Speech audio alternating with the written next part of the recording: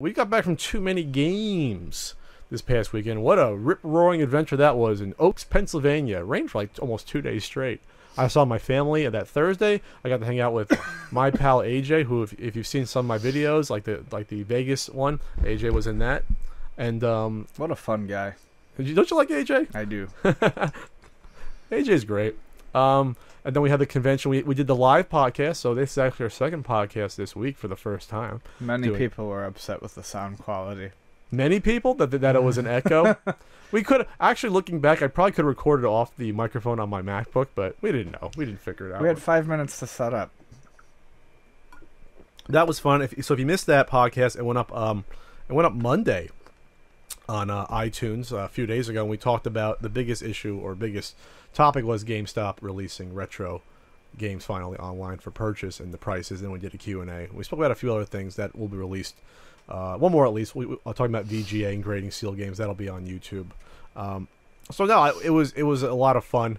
The Saturday panel. Well, Saturday was probably the roughest day I've ever had at a convention, and I've done a lot of conventions now. We're talking 3 or 4 a year at least now that I do. So I'm used to them. But Saturday was like nonstop. Yeah, like from the time our asses hit the seats at the booth at 10 till like 6 till 7 when the con floor closed. 7 because we did a signing 6 to 7. That's right. We had a ton of people coming up and saying hi. It was a pleasure to meet everyone. Oh, yeah. Everyone was super nice. Mm-hmm. People were very, very kind and gave us gifts, which I don't even deserve.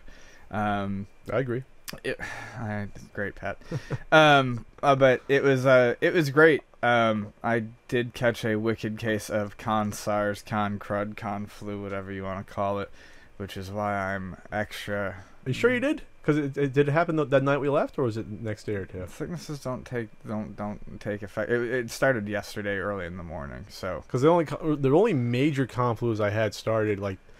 First of all, both were MagFest, and both happened like when I was leaving, like that Sunday night. They were really bad. I don't know anyone who's been sick since I got home, and like I said, I got it yesterday, and it usually takes a couple days to get sick from someone else, so I'm going to assume it was from that. But it was worth it. It was a lot of fun. I got to meet a lot of the people that I go back and forth with on the Patreon and on Twitter in real life, and it was great to, put a face to a name and actually have a conversation in more than 140 characters. I picked up a lot of weird stuff at the convention, a lot of Mahjong games. Mahjong Cop. Mahjong Cop, which is probably the best thing I picked up because it involves RoboCop, Terminator, and Dirty Harry. And Mahjong. And Mahjong. So, yeah, that was a fantastic convention. I had a pinball panel. Pat didn't see it. But it was a lot of fun. And wait a second. You didn't. And I had to stay at the booth. Mm-hmm. I went to your panel. There was no one at the booth then. But it was a lot of fun. I ran through the history of it. I was actually surprised I managed to fill like all 55 minutes of it, which I didn't think I'd be able to do because I'm terrible at public speaking. Let's wait, hold on. Let's get something straight. If you had asked me to come to your panel, I would have came to it. You didn't ask me to go to yours. I just did what a friend would do. No, actually, I did ask you to come to mine because I thought you might be helping with the Play the Punk challenge, but it ended up where I wasn't playing the game since I was exhausted. Oh, you asked me to carry a box. You could have left it.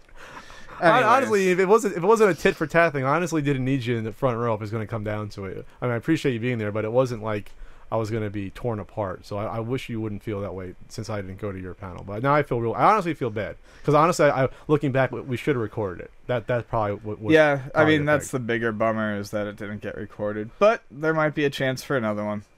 Oh yeah.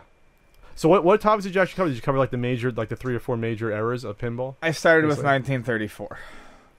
And then I went up through 1934 briefly until we got to 47, which is when flippers are added. And then I kind of jumped into the 60s and the 70s with electromechanical. Mm-hmm.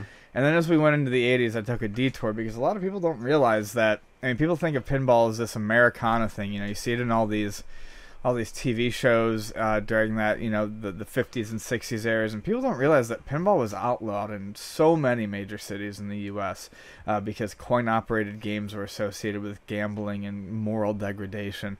It was LaGuardia in New York that started, actually, that trend, that piece of shit.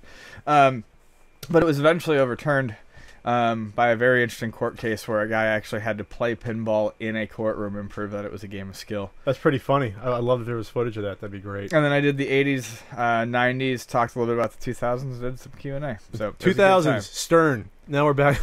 Well, I mean, now Jersey Jack and some repro manufacturers, things are looking up. Oh yeah, if you have four, even I'd like 4 nice pinball manufacturers. That'd be nice. That's kind of like where we're at now. Just about, yeah, 3 to 4 competing manufacturers. If Jersey Jack would be greater if they could put stuff out faster. Well, let's see this Big Lebowski looks promising. It looks as promising as it's going to be. That'll be good.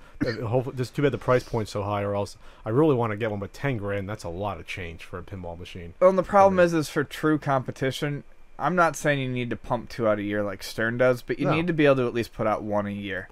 I think that's reasonable. And Jersey Jack is like 2 to 3 a year, and this Big Lebowski one's been going since we started the podcast, so almost 2 years now at least. Sure, that's a special one though. That they were basically crowdsourcing ideas and getting. So I mean, plus they probably want it to be perfect because this is like a labor of love, and you can't screw up the Big Lebowski. Yeah. No. It's really tough. So yeah, so the rest of the rest of it was good to see.